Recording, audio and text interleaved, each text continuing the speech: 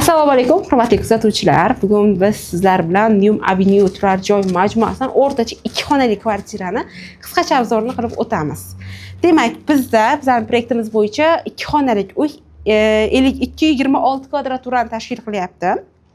Xo'p, bu planirovkamizda faqat 3-blogimizda bo'ladi. Ya'ni 52 lik planirovkalarimiz bizning proyektimiz bo'yicha 3-blogimizda bor. 3-blogimizdan oynalari, bitta balkon bo'ladi, ikkita deraza bo'ladi va bitta balkon, ikkita deraza ham ikkalasi ham bolalar maydonchasiga qaragan holatda bo'ladi.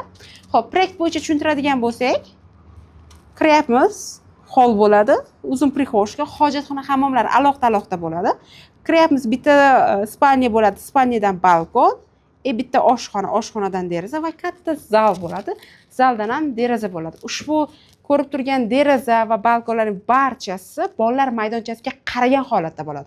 Oylik to'lovlar ham unaqa qimmatdan chiqmaydi. Boshlang'ich to'lovsiz, boya aytganimizdek, rassrochkasi 60 oyga bo'ladi. Oyiga примерно 5 million 200, 5 million 300 ming so'mdan atrofga aylanadi. Bu 2 xonali uy. E'tiboringiz uchun tashakkur, hurmatli kuzatuvchilar. Bugun biz sizdan 2 xonali uyning obzorini ko'rdik. Bizni kuzatishda davom eting.